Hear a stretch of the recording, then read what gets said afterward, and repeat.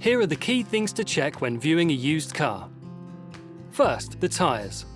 The minimum legal tread depth is 1.6mm, and you can check this easily with a 20p piece if you don't have a tyre tread gauge. If the tread hides the outer rim of the coin, the tyre's okay. Next, the electrics. Try everything, including the lights, windows, radio, and aircon.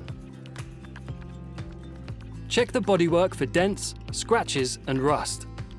Look out for any large gaps in the panels which might suggest poor repairs. And look for signs of curbing on the wheels too. Don't forget the windscreen. Chips and cracks here could mean it needs replacing. Take a closer look at the lights from outside. Check for cracks, internal moisture, or fogging. Inspect the interiors too.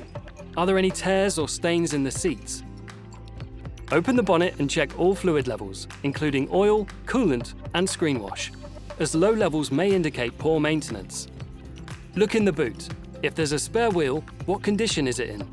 Also, check for a lifting jack and a locking wheel nut socket.